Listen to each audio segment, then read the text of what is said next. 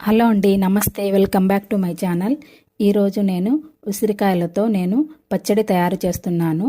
అందుకు నేను ఒక 10 వరకు ఉసిరికాయలను తీసుకున్నాను. ఉసిరికాయలను ఇప్పుడు మనము నీట్గా కడుక్కొని పొడిగుడ్డ తీసుకొని తేమ అనేది లేకుండా చేసుకోవాలి. తేమ ఉంటే మాత్రం పచ్చడి అనేది తొందరగా బూజు వచ్చేస్తుంది, చెడిపోతుంది. అలా తేమ లేకుండా తుడుచుకున్నటువంటి ఉసిరికాయల్ని గింజలు మధ్యలో గింజ ఉంటుంది కాబట్టి గింజ తీసేయాలి. అందుకోసం మనము ఉసిరికాయల్ని చిన్న చిన్న ముక్కలుగా కట్ చేసుకోవాలి. మధ్యలో ఉన్నటువంటి గింజ తీసేసి మనము ఉసిరికాయలన్నింటినీ చిన్న చిన్న ముక్కలుగా కట్ చేసుకొని పెట్టుకోవాలి. ఇప్పుడు మనము ఈ ఉసిరికాయ ముక్కల్ని మిక్సీలో వేసుకొని కచ్చా పచ్చాగా రుబ్బుకోవాలి. ఇందులోకి మనం ఇప్పుడు టేస్ట్కి సరిపడా ఒక 2 నుంచి 2.5 టేబుల్ స్పూన్ల సాల్ట్ను వేసుకుంటున్నాను. అలాగే 3 టేబుల్ స్పూన్ల కారం వేసుకోవాలి. తరువాత పొట్టు తీసినటువంటి ఒక 10 వెల్లుల్లి రెబ్బలను కూడా వేసుకొని మూడింటిని కలిపి బాగా మిక్సీ పట్టుకోవాలి కచ్చా పచ్చాగా. తర్వాత మనం నిమ్మరసాన్ని, ఒక నిమ్మకాయని పిండుకొని గింజలు లేకుండా నిమ్మరసాన్ని కూడా వేసి మనము ఇంకొకసారి మిక్సీ అనేది పట్టుకోవాలి.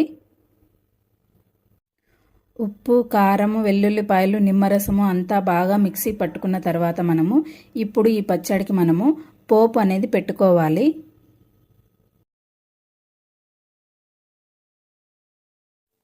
పోపు కోసం మనము పెనం పెట్టుకొని 1/2 టేబుల్ స్పూను మెంతులు మరియు 1/2 టేబుల్ స్పూను సాసవులను బాగా వేయించుకోవాలి.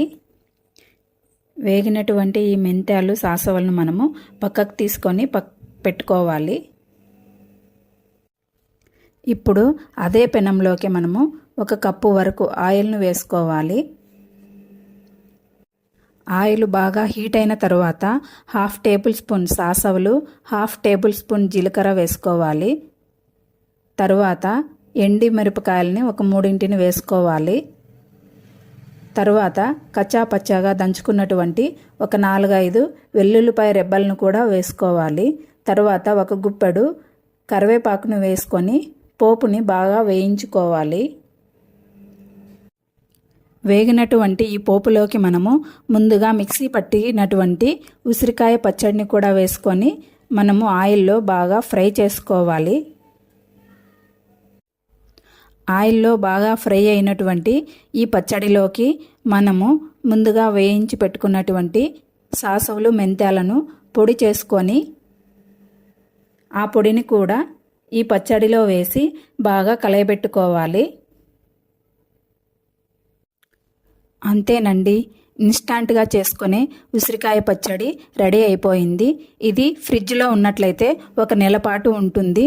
అదే బయట ఉన్నట్లయితే 1 వారం 10 రోజుల పాటు నిల్వ ఉంటుంది.